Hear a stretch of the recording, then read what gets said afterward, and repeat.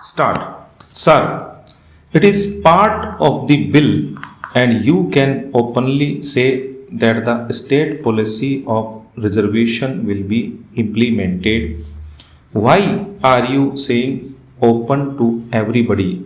Sir, the government can say openly that the state policy of reservation will be implemented in such institutions, and you are saying that every institute shall be open to all citizens irrespective of gender, caste, creed, disability, domicile, ethnicity, social or economic background.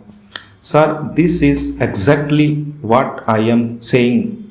It says, irrespective of the state policy of reservation is very specific for reservation to scheduled castes. The state policy of reservation is very specific.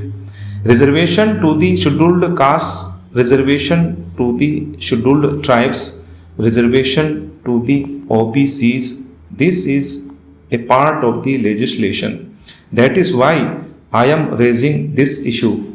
The minister goes on saying that there will be reservation in all institutions of national importance. If it is so, then say it openly. Sir, what I am quoting is a part of the bill.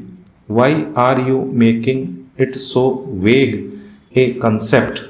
Your statement must be unambiguous. There is ambiguity. It is a gray area. Tomorrow, the institution may say no to reservation. It is happening. I have come across several bodies.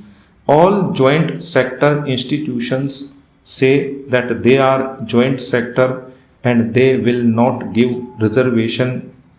They will not implement the policy of reservation.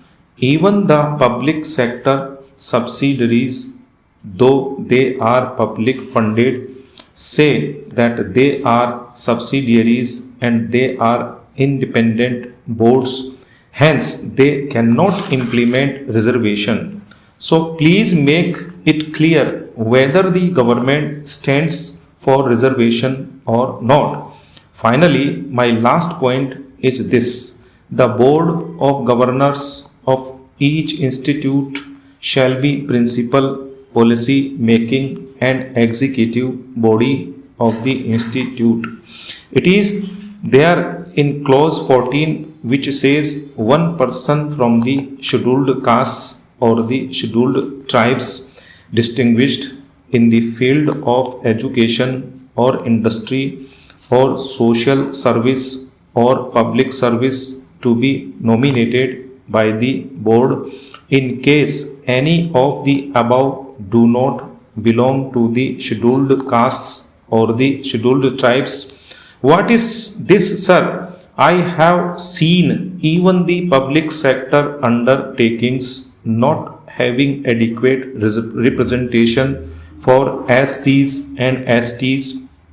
If you ask them the reason, they would say it is because of the non availability of suitable candidate. What a shameful thing is going on in this country. It is all people's money.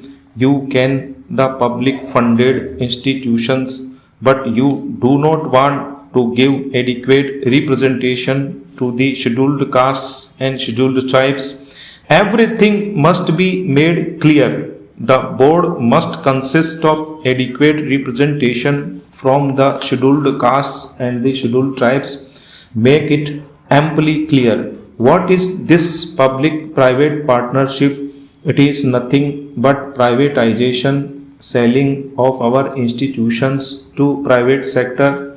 Sir, I am very much convinced that it is very much necessary to provide instructions in such field of knowledge relating to information technology and allied areas as the institute may dream fit for the advancement of learning and dissemination of knowledge.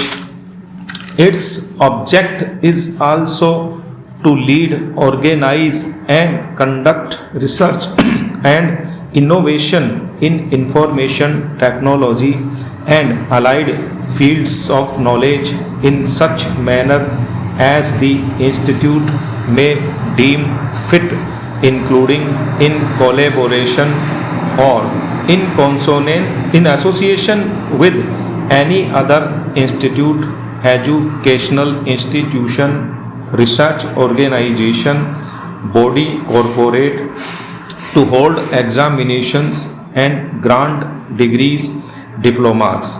The institute has to create academic, administrative, technical, ministerial, and other posts under the institute other than the post of director of institute.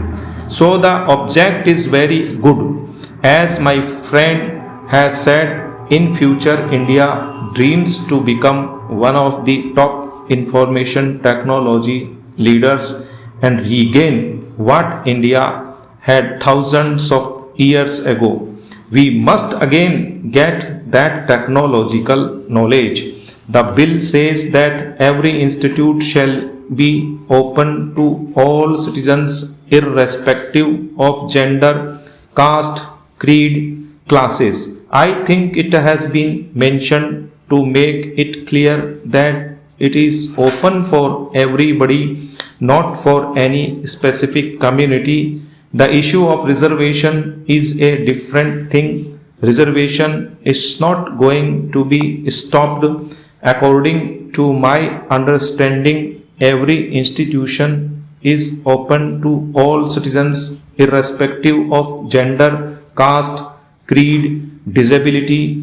Even if a candidate is disabled, he is allowed. In these institutes, candidates irrespective of domicile, social or economic background will be allowed. This is a very good thing. Then, as regards the reservation, it is a separate subject.